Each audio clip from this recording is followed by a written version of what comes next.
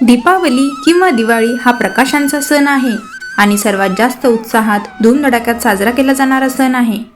रामायणात सांगितल्याप्रमाणे याच दिवशी भगवान राम, माता सीता आणि भगवान लक्ष्मण 14 वर्षांच्या वनवासानंतर अयोध्येत परतले होते.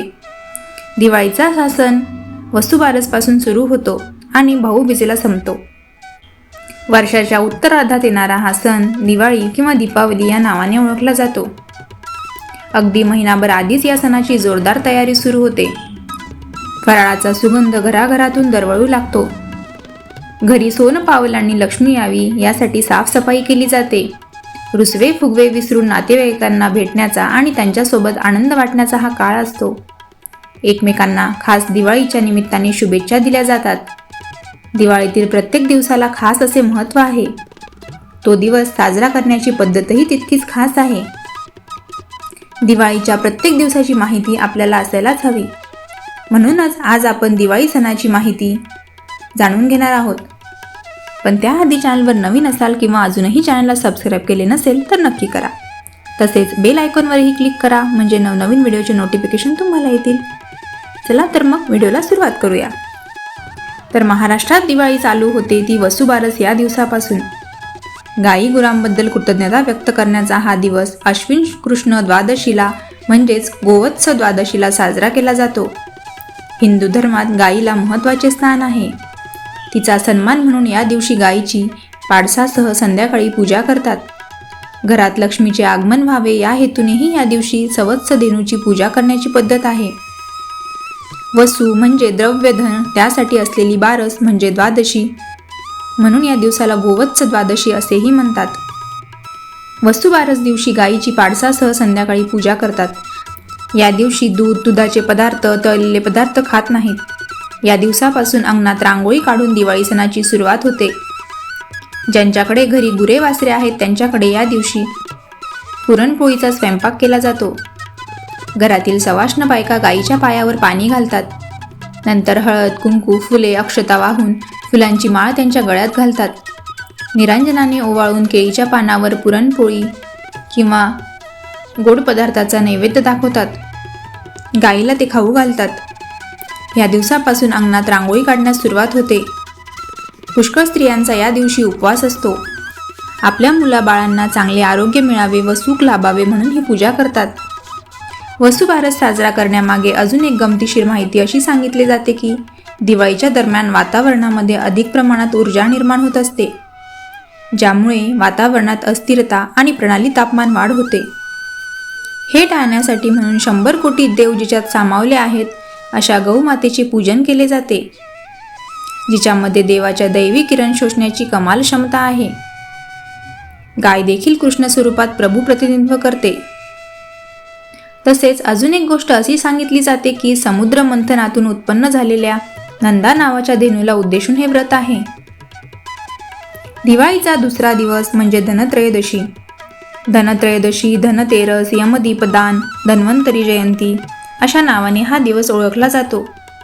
या दिवशी धन्वंतरी पूजनासोबतच लक्ष्मी आणि कुबेराची पूजाही केली जाते. धनत्रयोदशीच्या दिवशी खरेदी केली जाते. धनत्रयोदशीबद्दल अनेक दंतकथा आणि आख्यायिका सांगितल्या जातात. त्यापैकी एक आख्यायिका आपण जाणून घेऊयात. एकदा यमराजाने एक कथा सांगितली. एक हंस नावाचा राजा शिकार करत असताना दुसऱ्या राज्याच्या सीमेत जाऊन पोहोचला. दुसऱ्या राज्याच्या राजाने हंस राजाचे स्वागत करत त्याचे आदरातिथ्य केले. त्याच दिवशी हेमराजाला पुत्र झाला. षष्टीच्या दिवशी सटवाईने घेऊन त्याचे भविष्य सांगितले. राजाच्या पुत्राचा 16वा मृत्यू होईल, म्हणजेच लग्नाच्या 4थ्या दिवशी तो मरेल. हे ऐकून राजा व्याकुळ झाला. त्याने आपल्या पुत्राला मृत्यू येऊ नये म्हणून एका गुहेत लपवून ठेवलं. विधिवत सगळ्या गोष्टी घडत असल्यामुळे राजपुत्राचा वयाच्या 16व्या वर्षी हंस राजाच्या मुलीशी विवाह झाला. त्याचे प्राण घेण्यासाठी यमराज तिथे गेले. लग्नाच्या 4थ्या दिवशी त्या मुलाचा सर्पदंशाने मृत्यू झाला. त्यावेळी एवढ्या आनंदाच्या दिवशी अनर्थ कोसळलेला पाहून यमराजालाही दुःख झाले. असा प्रसंग कोणावरही येऊ नये म्हणून त्यांनी धनत्रयोदशीपासून 5 दिवस जो दीपदान करेल त्याला अपमृत्यू येणार नाही असे सांगितले. म्हणूनच हा दिवस साजरा केला जातो. घरी अपमृत्यू येऊ नये म्हणून घराबाहेर यमराजाच्या नावाने एक दिवा लावला जातो. म्हणून संध्याकाळी दाराबाहेर दिवा लावावा. धनत्रयोदशीच्या दिवशी आरोग्याची देवता धन्वंतरीची पूजा केली जाते. उत्तम आरोग्य मिळावे यासाठी धन्वंतरीचा फोटो किंवा मूर्ती आणून त्याची पूजा करावी. याच दिवशी लक्ष्मीची देखील पूजा केली जाते. काही जण धने, गुळ आणि पैसे ठेवून लक्ष्मीची पूजा करतात. यानंतरचा तिसरा दिवस आहे नरक चतुर्दशी. या दिवशी अभ्यंग स्नान करण्याची पद्धत आहे.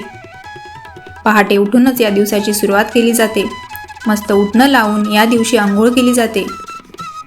उटणं लावून आंघोळ करणे म्हणजेच शरीरावरून मल काढून शरीर शुद्धी करणे. काही जण हे उटणं घरीच बनवतात. नरक चतुर्दशी संदर्भातही काही दंतकथा प्रचलित आहेत. पुराणानुसार नरकासूर नावाचा एक असुर होता, ज्याचा जन्म पृथ्वीच्या गर्भातून झाला होता. त्याला विष्णुपुत्र असेही म्हणत. ज्यावेळी भगवान विष्णूंनी पृथ्वीचा उद्धार केला त्यावेळी हा वराह अवतार जन्मला होता. लंकापती रावणाचा वध झाल्यानंतर नरकासुराचा पृथ्वीच्या गर्भातून जन्म झाला. राजा जनक यांनी त्याचे पालनपोषण केले. पुढे त्याला प्राग्ज्योतिषपूर या राज्याचा राजा म्हणून भगवान विष्णू यांनी घोषित केले. नरकासूर हा राजा कंस याच्या फार जवळचा होता. माया या राजकुमारशी त्याचा विवाह झाला. नरकासुराचे आयुष्य व्यवस्थित व्यतीत होत असताना बाणासुराच्या दुष्ट संगतीत तो अडकला. त्यामुळेच वशिष्ठ ऋषींनी नरकासुराला विष्णूच्या हातूनच मृत्यू येईल असा शाप दिला.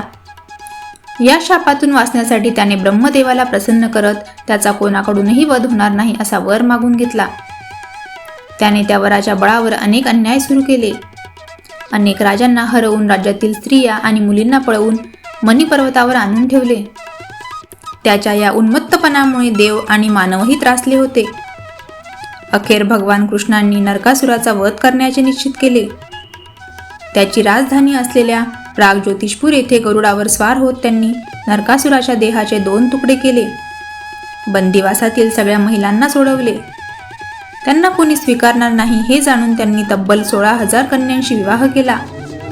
या पराक्रमाची आठवण म्हणून नरक चतुर्दशी साजरी केली जाते.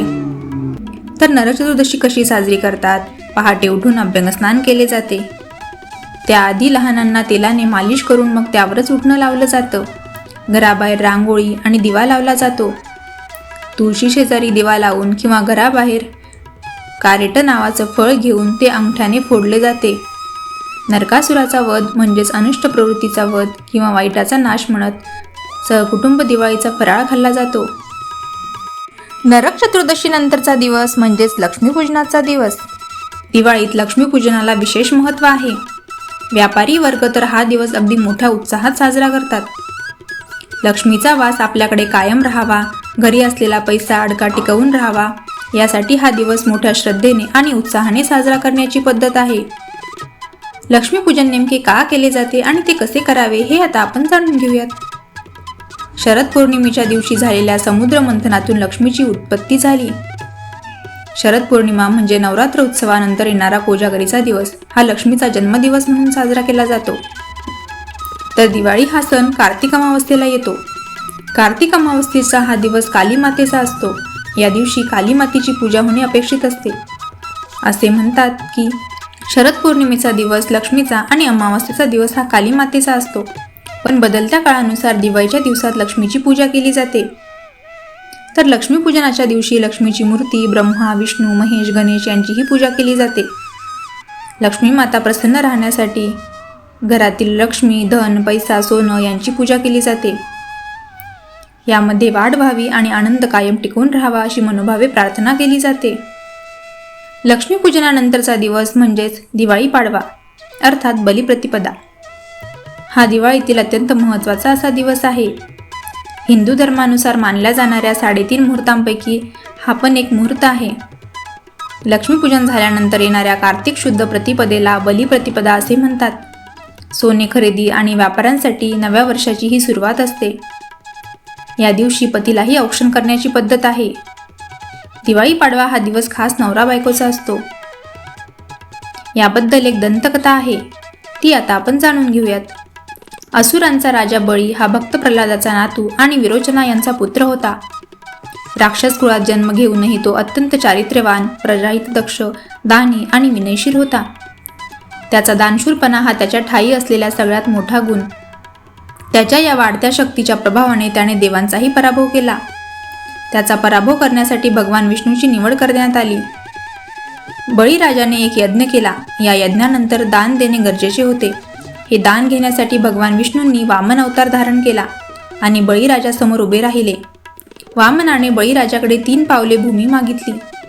नाला जागून दान देण्याची तयारी दाखवली. वामन रूपातील विष्णूंनी प्रचंड रूप धारण केले आणि 2 पावलांनी संपूर्ण पृथ्वी व्यापली. आता 3रे पाऊल ठेवायला जागा नसल्यामुळे बळीराजाने नम्रपणे वाकत आपले मस्तक पुढे केले. बळीराजाच्या डोक्यावर पाय ठेवत त्याला पाताळ लोकात पाठवत तेथील राज्य दिले. तो गर्विष्ठ असला तरी दानशूर आणि क्षमाशील होता. म्हणूनच भगवान विष्णूंनी त्याला वर देत कार्तिक प्रतिपदेला लोक तुझ्या गुणांची पूजा करतील असे सांगितले. तोच हा दिवस बलिप्रतिपदा. तर बलिप्रतिपदा किंवा दिवाळी पाडवा हा दिवस कसा साजरा केला जातो? दानशूर राजा बळी याची प्रतिमा काढत त्याची पूजा करण्याची पद्धत आहे. त्याची पूजा करत बळीचे राज्य यावे अशी कामना केली जाते. व्यापाऱ्यांसाठी हा दिवस अत्यंत महत्त्वाचा आहे. आर्थिक वर्षाची सुरुवात मानत या दिवशी नव्या चोपड्या आणि वह्यांचे पूजन केले जाते. तर नवदाम्पत्यासाठी हा दिवस फारच महत्त्वाचा असतो. या दिवशी पत्नी पतीला उटणं लावून अंघोळ घालते. पती तिला भेटवस्तू देतो. या दिवसाला दिवाळा सण असेही म्हणतात. पहिली दिवाळी ही त्यामुळेच नवदाम्पत्यासाठी खास असते. तर दिवाळीचा शेवटचा दिवस म्हणजे भाऊबीज. बहीण भावाच्या नात्याचे बंध जोपासणारा हा सण म्हणजे भाऊबीज. दिवाळीची सांगता या दिवसाने होते.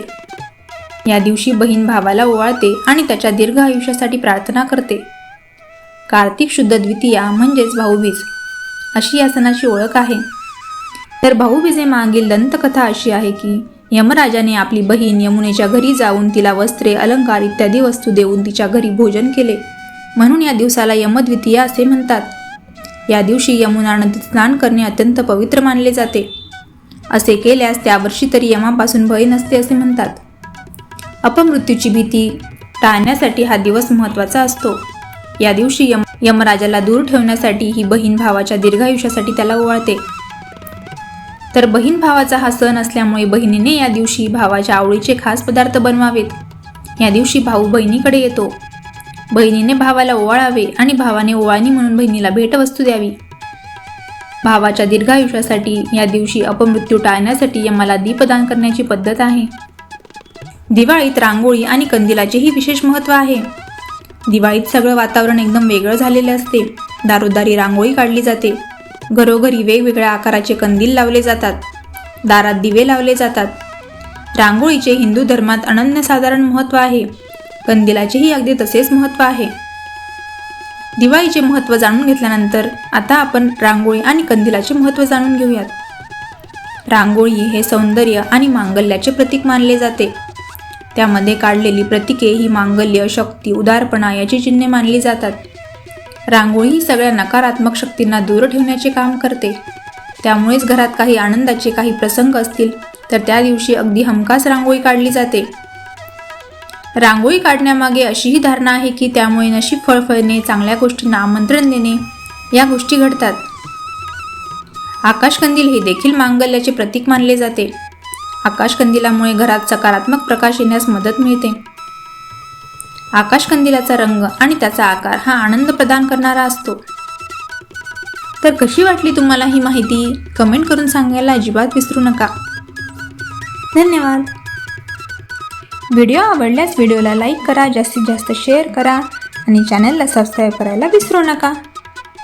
तसेच बेल आयकॉनवरही क्लिक करा म्हणजे नवनवीन व्हिडिओचे नोटिफिकेशन तुम्हाला येतील.